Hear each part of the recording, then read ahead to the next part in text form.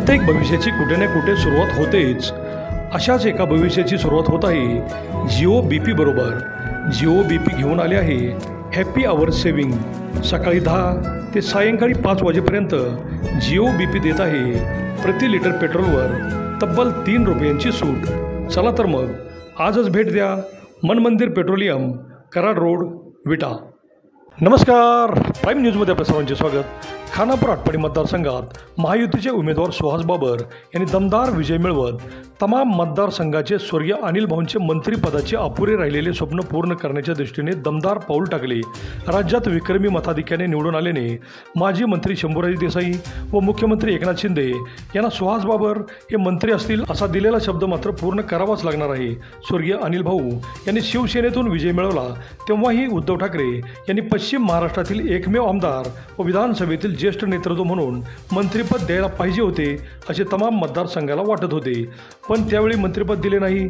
नंतर एकनाथ शिंदे यांच्या मंत्रिमंडळातही त्यांना काही कारणास्तव मंत्रिपद मिळू शकले नाही. पण एकनाथ शिंदे यांनी विस्तारानंतर मंत्रिपद देऊ असे सांगितले होते, पण नंतर अनिल भाऊंचे दुःखद निधन झाले. त्यानंतर एकनाथ शिंदे यांच्या उपस्थितीत स्वर्गीय अनिल भाऊंना मंत्रिपद मिळाले नाही ही खंत अनेकांनी बोलून दाखवली होती. आणि आता प्रचारादरम्यान शंभूराजे देसाई यांनी सुहास बाबर आणि मी कराडमधून मंत्रिपदासाठी एका गाडीतून मुंबईला जाणार असे सांगितले होते. तसेच एकनाथ शिंदे यांनीही सुहास भैया मंत्री होणार असेही म्हटले होते. त्यामुळे निवडणुकीत सगळ्याच स्तरावर यशस्वी झाल्याने स्वर्गीय अनिल भाऊंचे आणि एकनाथ शिंदे यांचे संबंध पाहता सुहास बाबर मंत्री होणार ही काळ्या दगडावरची पांढरी रेघ आहे. एकूणच त्यांच्या मंत्री होण्याने तमाम मतदारसंघाचा विकासरथ कायम दौडत राहील एवढे मात्र नक्की. अभिजित शिंदे, प्राईम न्यूज, विटा. 2024 विधानसभेच्या निवडणुकीचा निकाल आज लागलाय. खानापूर आटपाडी विधानसभा मतदारसंघामध्ये ऐतिहासिक असा विजय आपल्या सर्वांच्या ताकदीमुळे मला या ठिकाणी मिळालेला आहे. पहिल्यांदा अनिल भाऊंच्या कुटुंबाच्या वतीनं या मतदारसंघातल्या सर्व मतदार बंधू भगिनींचा ज्यांनी आपल्यावरती विश्वास ठेवला सर्व सहकार्यांचा निकाल पाहता एक गोष्ट लक्षात आली.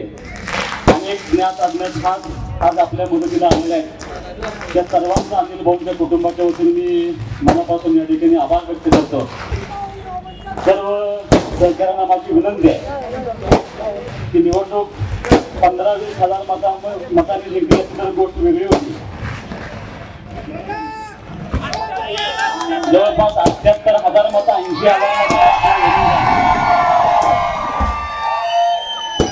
याचा अर्थ स्पष्ट आहे की आपल्याला खानापूर आटपाडी विजापूर मतदारसंघातल्या सर्व जनतेनं गट तट विसरून सगळ्या पक्षाच्या बंधनं विसरून आपल्या पाठीमागं ताकद उभी करण्याची निर्णय घेतला होता. तुम्हाला सर्वांना माझी विनंती आहे, ज्या पद्धतीनं लोकांनी आपल्याला मदत केली, ज्या अडचणीच्या काळामध्ये लोक आपल्या पाठीमागे उभा राहिले, निश्चितपणे लोकांनी धनशक्ती नाकारून खऱ्या अर्थानं या मतदारसंघामध्ये केलेल्या कामाच्या पाठीमागे उभा राहण्याचा निर्णय घेतलाय. आणि आपल्या सर्वांची नैतिक जबाबदारी आहे की ही जबाबदारी आता इथून पुढे लोकांनी आपल्या हातामध्ये दिली. मी याच ठिकाणावरून मतदानाच्या आदल्या दिवशी सांगितलं होतं की विट्यामध्ये सुहास बाबर लीड जाणार आहे. त्याला काही कारण आहेत. त्या मतदारसंघामध्ये खूप ताकदीनं काम करण्याचा आपण प्रयत्न केलाय. विटे शहरामध्ये ताकदीनं काम करण्याचा निर्णय केलाय. लोकांनी खूप मोठं मॅन्डेट आपल्याला दिलं. त्या मॅन्डेटचा आदर राखून तुम्हाला सर्वांना माझी विनंती आहे, आपण जो आनंद साजरा करतोय तो आनंद साजरा करत असताना आपल्यामुळं कोणालाही त्रास झाला नाही पाहिजे ही भूमिका तुमची आमची सर्वांनी घेतली पाहिजे. इथून जाताना आता इथं आपण शेवट करतोय. मी अजून आटपाडीला जाणार आहे. तुम्हाला सर्वांना विनंती आहे, शांतपणे आपण सर्वांनी घरी जायचंय. जो आदेश लोकांनी दिलाय तो खूप मोठा दिलाय. त्यामुळं आपल्यावरती प्रचंड मोठी जबाबदारी त्या सगळ्या मतदारसंघांना आपल्या सर्वांच्या वरती ठेवली. की जबाबदारी त्या 5 वर्षामध्ये पार पाडणं आपल्या सर्वांचे नैतिक कर्तव्य आहे.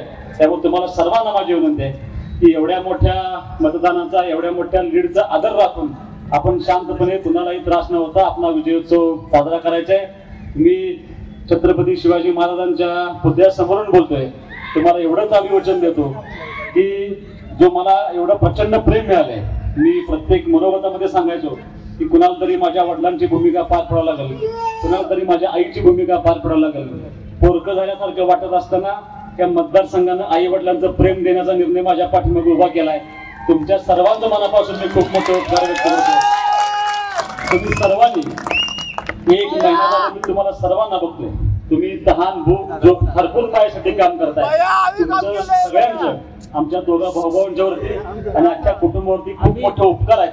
त्या उपकारातनं उतराई होण्यासाठी आम्ही दोघंही आयुष्यभर तुमचे निस्सीम भावनेनं समर्पित भावनेनं इथून पुढे काम करून सेवा करून तुमच्या सर्वांचा आभार मानतो आणि अत्यंत शांतपणे साधेपणे, कारण निवडणूक सुरक्षित झाली असती, तुम्ही काही दंगा केला असता तर गोष्ट वेगळी होती.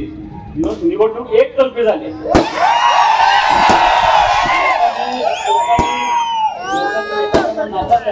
आपल्याला खूप मोठ्या पद्धतीने स्वीकारलेलं आहे. जेवढं मतं पण त्यांना पडलेली. खूप मोठा विजय. मी भाषणामध्ये सांगायचो की ही निवडणूक सामान्य माणसानं जनतेनं हातात घेतलेली निवडणूक आहे, मतदारांना हातात घेतलेली निवडणूक आहे. ते कुणाचंही ऐकणार नव्हते, आपल्या पाठीमागे शक्ती उभा करणार होते. मतदारांनी त्यांची जबाबदारी पूर्ण केली. आता आपली नैतिक जबाबदारी आहे शांतपणाने विजयोत्सव साजरा करून इथून पुढच्या काळामध्ये या मतदारसंघाच्या विकासासाठी अहोरात्र काम करणे ही आपली जबाबदारी आहे, ती आपण पूर्ण करूया. विधेयकांचा जो आदेश आहे, विधेयकांचा आदेश हा विधानसभेसाठी नाही तर नगरपालिकेसाठी आणि कशासाठी घ्यायचं तर कुणाला राजकारणातून संपवायचं म्हणून घ्यायची नाही. या शहराचं चांगलं करायचं आहे, या शहरामध्ये काम करून दाखवायचं आहे, यासाठी पुढच्या काळामध्ये जे काम करायचं आहे. तुम्ही सर्वांनी अत्यंत शांतपणे हा विषय साजरा करावाची अपेक्षा देखील व्यक्त करतो. तुमच्या सर्वांचं अनिल भाऊंच्या कुटुंबाच्या वतीनं सर्व पार्टीच्या वतीने मी मनापासून आभार मानून थांबतो. जय हिंद, जय महाराष्ट्र.